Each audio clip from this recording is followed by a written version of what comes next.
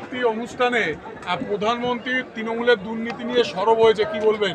দেশের প্রধানমন্ত্রীর কাজ হবে প্রতিটা দুর্নীতির বিরুদ্ধে শুধু সবর হওয়া নয়, তার হাতে যে এজেন্সিগুলো আছে তার মাধ্যমে যথাযথ সময়ে যথাযথভাবে দ্রুততার সাথে তদন্ত করে যারা দুর্নীতির সাথে যুক্ত তাদের বিরুদ্ধে ব্যবস্থা গ্রহণ করা।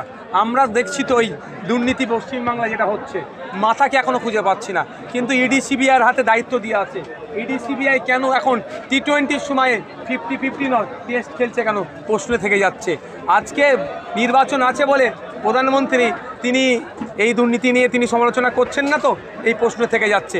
তিনি সত্যিই যদি পশ্চিমবাংলাবাসীর কথা ভাবে, পশ্চিমবাংলাবাসীকে দুর্নীতি মুক্ত সমাজ ব্যবস্থা উপহার দিতে চাই, তাহলে আমি আশা করব প্রধানমন্ত্রীর কাছে দ্রুততার সাথে যে ইডি সিবিআই যে তদন্ত করছে সেটাকে আরও দ্রুততার সাথে তারা তদন্ত করুক, তদন্ত করে এবং যারা দোষী হবে তাদের সর্বোচ্চ সাজার ব্যবস্থা করুক, এবং সাথে সাথে প্রধানমন্ত্রী হিসাবে আমাদের রাজ্যের যেগুলো অন্যায় অনাচার হয়ে যাচ্ছে তিনি কঠোর হস্তে তার ক্ষমতা অনুযায়ী সেগুলোকে কন্ট্রোল করুক। পাশাপাশি তার মুখে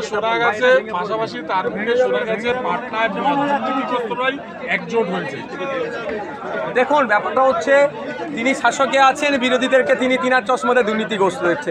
তার দলের যারা দুর্নীতিগ্রস্ত, আপনার আপনার আপনার উত্তরপ্রদেশে দুর্নীতি হয়েছে, গুজরাটে দুর্নীতি হয়েছে, বিভিন্ন রাজ্যে যেখানে বিজেপি ক্ষমতায় আছে সেখানে যারা দুর্নীতির সাথে যুক্ত হয়ে গেছে তাদের বিরুদ্ধে কি পদক্ষেপ নিয়েছে সেটাও আমরা আশা করব প্রধানমন্ত্রীর কাছ থেকে তিনি জানান। উত্তরবঙ্গে মুখ্যমন্ত্রী মমতা ব্যানার্জি আহত হয়েছেন, কোমরে এবং পায়ে চোট পেয়েছেন প্রচারে গিয়ে, হেলিকপ্টার দিয়ে নামতে গিয়ে, কি বলবেন?